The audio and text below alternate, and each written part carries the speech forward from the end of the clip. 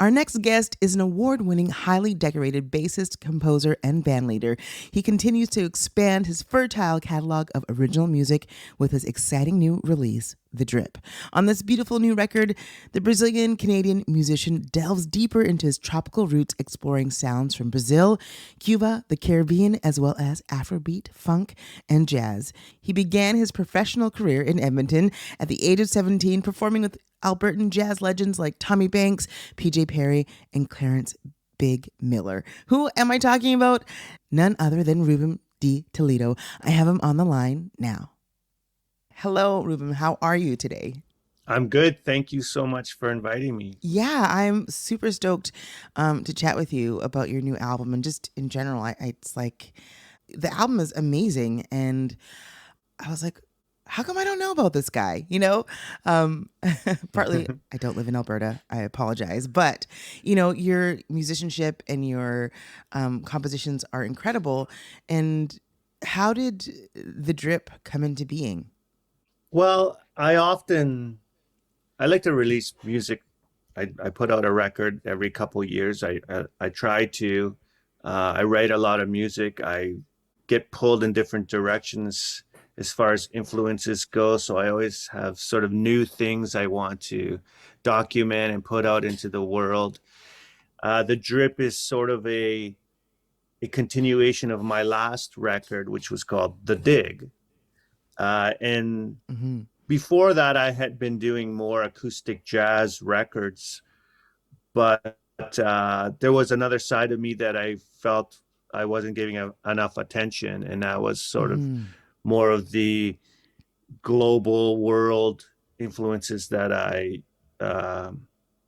so interested in, and I have done so much performing and composing in those styles. So I wanted to document some of that stuff and put some of that stuff out into the world. Mm-hmm. Does it feel hard, as a musician who plays like straight ahead jazz and you play acoustic bass? Did it feel sort of tricky to sort of navigate the line between all the things that you love and exploring this side of your sound? Well, for sure. I mean, in one sense, it's very tricky. In another sense, I sit down and I create music, and what comes out comes out. And if it's completely left field, then that's what it is. But Yeah. what's Yeah. tricky about it is that it can get confusing, or it's hard for, the industry to latch on, because suddenly you're changing gears and they don't know where you're coming from, and where do I play this? What kind of music is this? What kind of shows Hmm. is this appropriate for? What's the audience? It's hard to market it, because it's kind of Yes. Yeah. all over the place. Yeah, definitely. It's they're like, well, you were in this box, but now you're in this box. Yeah, Which totally. box do you go in? Yeah, I totally understand that. Growing up, was the bass your first instrument, or were there other things that you played? Well, when I first started off as a very young child, I played violin first, Mm-hmm. Mm-hmm. and then I played piano. Mm-hmm. And this is like, I'm talking like elementary school. Yeah. And I didn't like it, and I wasn't very good. And then I went to band in school, and there was a choice to play bass guitar. Mm-hmm. And I thought, oh, I didn't really even know much about it, or what that bass guitar, oh, that's cool. Okay, I'll try that. And because I had already done the violin, which was a string instrument, and I had already done Mm-hmm. piano, so I could read music pretty well and I understood some stuff. I had a really big head start on my peers, or the other kids in the class, right? Yeah. So suddenly there I am, like playing, Michael Jackson bass lines, or Oh, or yeah. whatever, and it was like, wow, this guy's cool. And then from that point on, I was like, okay, this is for me. Yeah. Yeah. That's great. Yeah, there's something about the bass, especially the bass, electric bass guitar, that like you can kind of, play stuff Yeah, right away, there's Yeah. great iconic bass lines that aren't that hard to play, that Yeah. Yeah. people recognize, and it's like, you can dance to it and tap your foot to it, and yeah. Yeah. Yeah. That's great. I always feel like music is such a great way to to make friends and impress your peers. So good on you. Yeah. So the reason I wanted to chat with you today specifically was I wanted to let you know that your album, The Drip, is actually the #1 album this week on CKUA's Top 30 chart. Well, that's amazing. I don't even know what to say. Like, I just appreciate the support. You know, you put so much effort into putting these things out into the world, and to get some sort of, response or recognition is amazing. Yeah, well, congratulations. I feel like your album is stellar and, it's only been out for a few weeks. So that's like pretty awesome. Yeah, do you plan on touring with the album or taking it on the road? I'm hoping to. I mean, I'm doing a CD release in a couple weeks here in Edmonton That's right, the Yardbird at Suite, the Yardbird September Suite. 22nd. Yeah, September 22nd at the Yardbird Suite. So please come down. It's a iconic venue in Edmonton. Um, People that know, and if you don't know, you should check it out. And this would be a Yeah. great moment to check it out. September Yeah. 22nd. I'm also playing in Calgary on November 9th for the Jazz YYC Canadian Jazz Mm-hmm. Festival. As a musician, you put your music out, you hope to get some attention online with streaming and things like that, because the days of buying CDs are fading. And then you hope to get some interest from festivals, and see what happens. Yeah. Yeah. Well, I foresee a very busy year for you with this brand new album.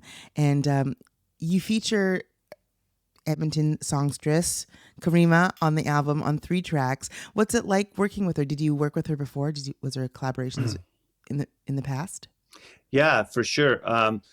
So I work a lot with Decidedly Jazz Danceworks, or DJD, which is a dance company out of Calgary. Yeah, I know very well. I know Hannah very well. Oh yeah, my Yeah. good friend. Yeah. Okay, cool. Um, so I've been working with them forever, but the last few shows that I've done as composer and musical director with them, Karima's been featured, sort of Ah. featured, singing, and sort of a featured performer on there. So we had done a show, and then we were just set to do a second show, and then the pandemic hit and it got canceled. Mm-hmm. But we had already started rehearsing that. So there was a lot of material already written, and some of that material is what's on the record. Oh, So wow. so that came out of that collaboration with DJD. That's so cool. Amazing. I mean, taking a unfortunate circumstance and kind of turning it around and making beautiful music. Definitely, I have a feeling that this album will be nominated for many awards in the coming future. I would love to play a track from the album. Can you pick one for our listeners and tell them a little bit about it? Oh man, that's tough. It's always tough. Take Like, your time. Take your yeah, time. Take your like time. even when you're trying to like set out the play order of the Oh, CD, I it's know. like, okay, Yeah. what's first? What's second? Or like, what should I? Oh, I want to put that. No, you want to put them all first, right? Like, Mm-hmm, mm-hmm. I'm gonna say "Freedom Ain't the Same." Okay. Brilliant. That's a great track. When I was talking about DJD, I said that our show got canceled because of the pandemic, but that show actually came back and lived, and we had a Oh, great great. existence with it. There's still things in the works. It's called The Family of Jazz, and we Mm. performed in Calgary at the DJD Dance Center. We went to the National Arts Center in Ottawa this summer. We were in Quebec. We were in a place called Jacob's Pillow in Massachusetts, which is a very famous Wow. dance institute, much like the Banff Center for the Arts, but for dance. And this track, "Freedom Ain't the Same," was in that show, and it was actually commissioned for as a tap dance piece. So if you can imagine, the Oh. piece had tap dancing to it, and it was choreographed by a great tap dancer originally from Calgary now, living in New York, named Lisa Latouche. Yeah. Okay, cool. So we can imagine some like incredible percussive tap dancing as we listen to this next track. Rubim, thank you so much for chatting with me. Congratulations on being the number one artist this week, and all the best to you. Friends, make sure you check out Rubim's CD release, September 22nd, at the Yardbird Suite. Go to rubim.com to find out all information and get tickets, all that jazz. Do not miss this show because this album is fantastic. From The Drip, this is Freedom Ain't the Same.